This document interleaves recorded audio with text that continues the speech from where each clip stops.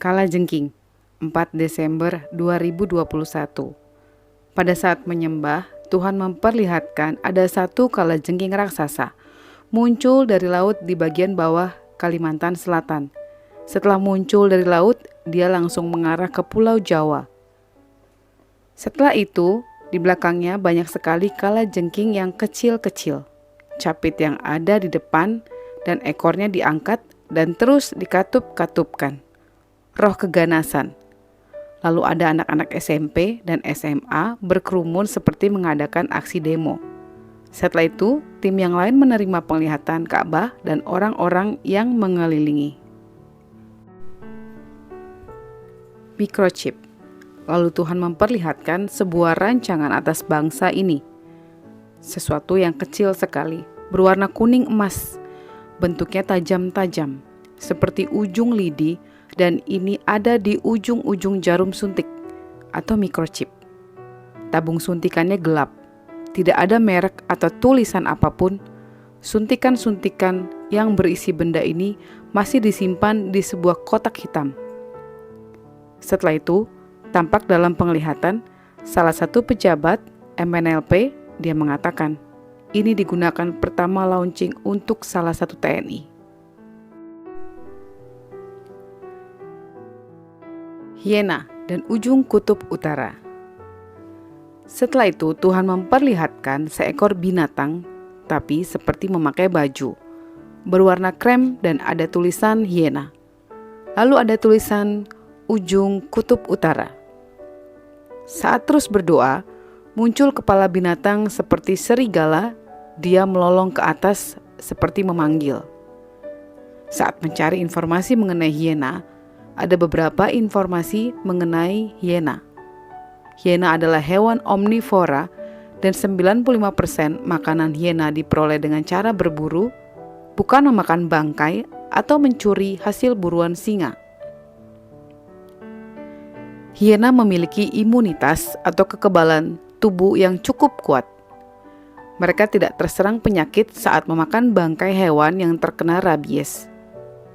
Hiena merupakan karnivora paling cerdas. Hal ini membuat hiena lebih cerdas dibandingkan dengan singa maupun cheetah. Gereja negara. Lalu tampak globe muncul di angkasa yang gelap, dan di peta dunia itu muncul tulisan gereja negara. Lalu Tuhan menaruhkan di hati mengenai penciptaan. Tuhan menciptakan dunia ini baik adanya. Namun iblis merusak bumi ini dengan menggunakan tangan manusia. Lalu Tuhan memperlihatkan ada orang-orang yang berdoa mengangkat bola dunia di angkasa, dan orang-orang ini seperti menopang bola dunia. Lalu tampak raja wali terbang mendatangi bangsa demi bangsa. Ada awan yang gelap, namun raja wali itu menerobos awan kegelapan. Mata raja wali ini diperlihatkan memandang tajam ke bangsa-bangsa. Bisul-bisul. Lalu Tuhan memperlihatkan di lautan lepas ada drum-drum yang sengaja dibuang dan mengeluarkan seperti minyak. Tim yang lain menerima penglihatan, muncul tentara-tentara yang sangat banyak membawa senjata dengan helm berwarna biru. Helmnya seperti helm yang dipakai di proyek-proyek. Di atas awan, bagian depan tempat mereka berdiri ada tulisan WHO. Dan di antara mereka juga ada ketua WHO. Tampak mereka siap dengan senjata-senjatanya. Rencana mereka sudah siap atas lautan, atas daratan, dan atas udara. Lalu Tuhan kembali memberikan Yeremia 51 untuk penglihatan WHO ini. Yeremia 51. Beginilah firman Tuhan, sesungguhnya aku menggerakkan terhadap Babel, terhadap penduduk negeri orang-orang Kasdim, suatu semangat pemusnah.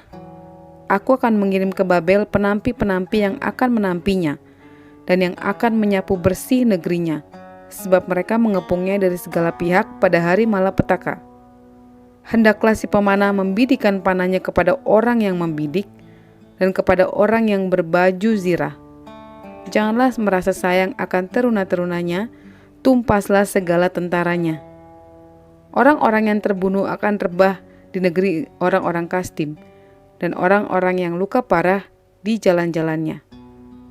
Sungguh, Israel dan Yehuda tidak ditinggalkan sebagai janda oleh Allahnya, oleh Tuhan semesta alam. Sebab negeri orang Kasdim penuh dengan kesalahan terhadap yang Maha Kudus, Allah Israel.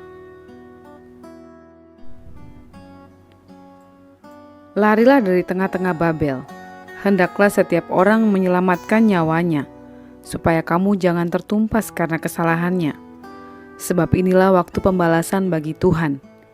Ia membayar ganjaran kepadanya. Babel tadinya seperti piala emas di tangan Tuhan, yang memabukkan seluruh bumi. Bangsa-bangsa hidup dari anggurnya. Itulah sebabnya bangsa-bangsa menjadi gila. Tiba-tiba Babel jatuh dan pecah. Ratapilah dia. Ambillah balsam untuk lukanya. Mungkin ia menjadi sembuh. Kami tadinya mau menyembuhkan Babel, tetapi ia tidak dapat disembuhkan. Tinggalkanlah dia. Marilah kita pulang masing-masing ke negerinya. Sungguh, penghukumannya sudah sampai ke langit, sudah menjangkau awan-awan. Tuhan telah membuat segala kebenaran kita menjadi nyata.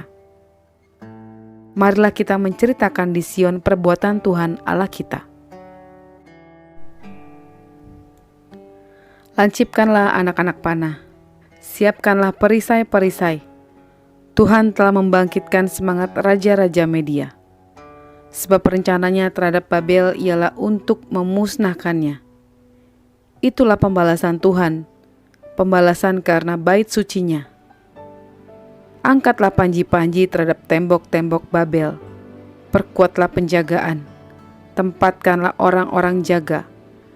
Persiapkanlah penghadangan, sebab Tuhan telah merencanakan dan melaksanakan juga apa yang diancamkannya terhadap penduduk Babel.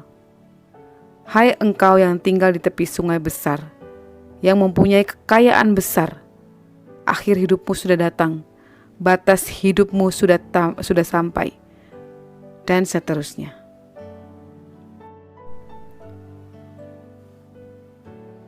Pada saat Yeremia 51 dibacakan, Tuhan memperjelas mengenai drum-drum. Tuhan memperlihatkan peta dunia, lalu ada tentara-tentara yang tidak kelihatan ujungnya, dan ada tulisan WHO. Anggota-anggota mereka ini mendorong drum-drum yang besar itu ke lautan, dan drum-drum itu dilubangi, sehingga keluar cairan seperti minyak.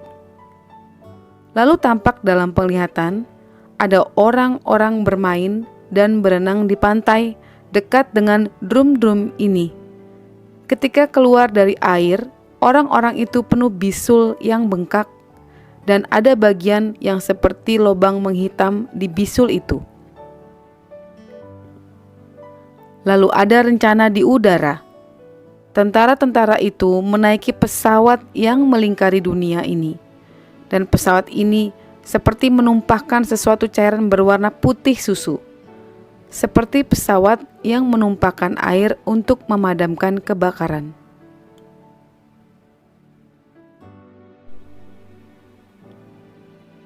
Lalu tampak seseorang ada di atas tentara-tentara dengan helm biru itu, muncul dengan tulisan yang berubah-ubah. Laki-laki kemudian berubah menjadi perempuan. Yang ditaruhkan di hati adalah Lucifer. Lalu dia melihat dengan tatapan mencemooh. Setelah itu Tuhan memperlihatkan ada tentara-tentara Tuhan yang berjongkok seperti mau memanah ke arah pesawat-pesawat itu. Lalu tim berdoa memerangi rencana-rencana jahat yang Tuhan singkapkan. Setelah itu tampak ada manusia dengan otot-otot yang besar, seperti manusia robot dalam film-film. Dia sesungguhnya hidup, tapi seperti koma. Di dalam peti kaca, tapi jari-jarinya mulai bergerak. Yang ditaruhkan di hati, sepertinya memang ada jam dan waktunya bagi dia akan muncul. Lalu Tuhan memberikan firman Mazmur 92. Nyanyian untuk hari Sabat adalah baik untuk menyanyikan syukur kepada Tuhan dan untuk menyanyikan mazmur bagi nama-Mu, ya yang Maha Tinggi, untuk memberitakan kasih setiamu di waktu pagi dan kesetiaanmu di waktu malam, dengan bunyi-bunyian 10 tali dan dengan gambus dengan iringan kecapi. Sebab telah Kau buat aku bersuka cita ya Tuhan dengan pekerjaanmu, karena perbuatan tanganmu aku akan bersorak-sorai. Betapa besarnya pekerjaan-pekerjaanmu ya Tuhan, dan sangat dalamnya rancangan-rancanganmu. Orang bodoh tidak akan mengetahui, dan orang bebal tidak akan mengerti hal itu. Apabila orang-orang fasik bertunas seperti tumbuh-tumbuhan, dan orang-orang yang melakukan kejahatan berkembang, ialah supaya mereka dipunahkan untuk selama-lamanya. Tetapi Engkau di tempat yang tinggi untuk selama-lamanya ya Tuhan.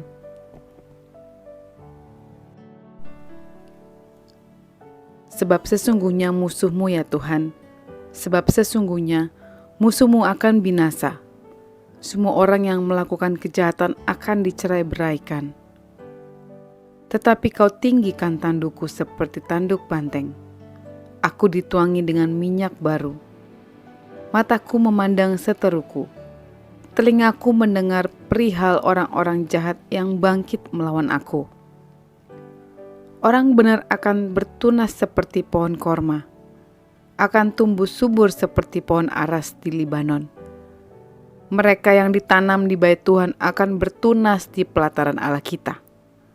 Pada masa tua pun mereka masih berbuah, menjadi gemuk dan segar, untuk memberitakan bahwa Tuhan itu benar, bahwa Ia gunung batuku, dan tidak ada kecurangan padanya.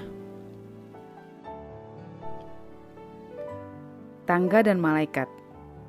Setelah itu, tim yang lain menerima penglihatan. Ada tangga dari langit turun perlahan sampai ke bumi, dan ada yang turun tapi tidak tampak wajahnya karena sangat berkilau. Lalu ada yang menari-nari dan melemparkan selendang putih, dan ada guratan emasnya. Diletakkan di atas tangga, dipakai untuk alas kaki. Lalu tim yang lain menerima penglihatan. Tampak malaikat-malaikat Tuhan menyebar di seluruh dunia melalui tangga.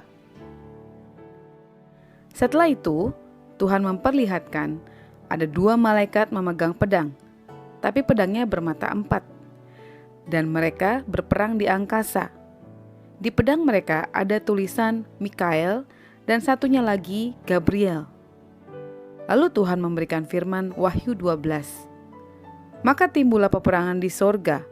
Mikael dan malaikat-malaikatnya berperang melawan naga itu. Dan naga itu dibantu oleh malaikat-malaikatnya. Tetapi mereka tidak dapat bertahan. Mereka tidak mendapat tempat lagi di sorga.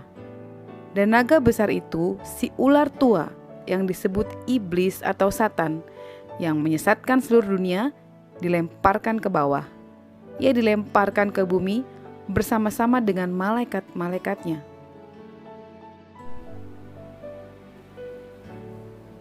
Lalu salah satu tim yang menerima penglihatan mendengar Mikael berkata, "Akan ada datang kegelapan lagi, namun jangan takut, kita akan bersama-sama."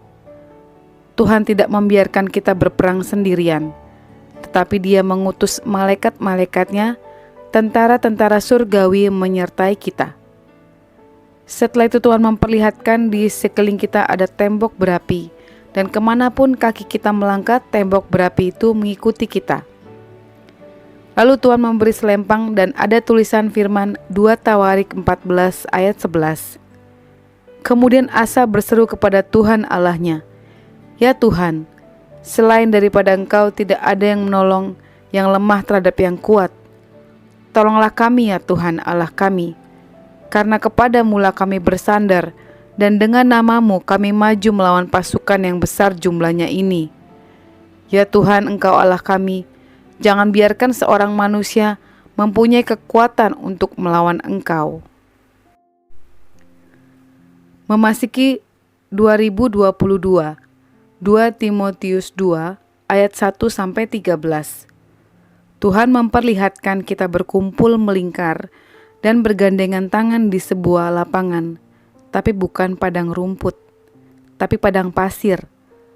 Lalu dari dada kita muncul keluar singa dari Yehuda. Tuhan mempersiapkan kita melewati 2021 dan untuk memasuki 2022. Dia berkata, "Jangan takut, akulah singa dari Yehuda yang ada di hatimu." Lalu Tuhan mengatakan, "Teruslah berjalan dan berlari." Dia melambaikan tangannya dan mengatakan, "Ayo anakku, datang." Kita berlari seperti anak kecil. Dia menanti kita di garis finish. Tuhan mengatakan, "Jangan menoleh ke belakang seperti istri Lot." Lalu Tuhan memberi firman untuk memasuki 2022. 2 Timotius 2 ayat 1-13. Sebab itu hai anakku, jadilah kuat oleh kasih karunia dalam Kristus Yesus. Apa yang telah engkau dengar daripadaku di depan banyak saksi, percayakanlah itu kepada orang-orang yang dapat dipercayai, yang juga cakap mengajar orang lain. Ikutlah menderita sebagai seorang prajurit yang baik dari Kristus Yesus. Seorang prajurit yang sedang berjuang tidak memusingkan dirinya dengan soal-soal penghidupannya, supaya dengan demikian ia berkenan kepada komandannya. Seorang olahragawan hanya dapat memperoleh mahkota sebagai juara apabila ia bertanding menurut peraturan-peraturan olahraga. Seorang petani yang bekerja keras haruslah yang pertama menikmati hasil usahanya. Perhatikanlah apa yang kukatakan. Tuhan akan memberi kepadamu pengertian dalam segala sesuatu. Ingatlah ini, Tuhan Yesus Kristus yang telah bangkit dari antara orang mati, yang telah dilahirkan sebagai keturunan Daud, itulah yang kuberitakan dalam Injilku. Karena pemberitaan Injil, inilah aku menderita, malah dibelenggu seperti seorang penjahat. Tetapi firman Allah tidak terbelenggu. Karena itu aku sadar menanggung semuanya itu bagi orang-orang pilihan Allah, supaya mereka juga mendapat keselamatan dalam Kristus Yesus dengan kemuliaan yang kekal. Benarlah perkataan ini, jika kita mati dengan Dia, kita pun akan hidup dengan Dia. Jika kita bertekun, kita pun akan ikut memerintah dengan Dia. Jika kita menyangkal Dia, Dia pun akan menyangkal kita. Jika kita tidak setia, Dia tetap setia, karena Dia tidak dapat menyangkal dirinya. Riset dan catatan doa. Ketika terus menyembah, tampak ada tulisan riset, hilang muncul. Ketika bertanya kepada Tuhan, yang ditaruhkan di hati adalah untuk bangsa Indonesia. Lalu tim berdoa untuk meriset setiap kejahatan di bangsa ini, atas kejahatan mamon di bangsa ini, atas persepakatan jahat, atas semua dosa bangsa Indonesia. Lalu Tuhan memperlihatkan langit terbuka, dan dari atas ada gulungan kertas turun sampai ke bawah. Dia mengatakan, "Ini yang engkau ucapkan, ini yang engkau doakan, ini yang engkau tangisi, di sini engkau mengerang. Di sini engkau berperang di awal 2021 sampai akhir tahun ini." Dia mengatakan, "Jangan takut. Setiap tetes air mata kita berharga. Satu kata, satu kalimat bagi keselamatan bangsa, bagi keselamatan jiwa. Tidak satu pun terlewatkan." Itu kata Tuhan. Mungkin kita belum melihat jawabannya, tapi sudah dicatat dalam agendanya.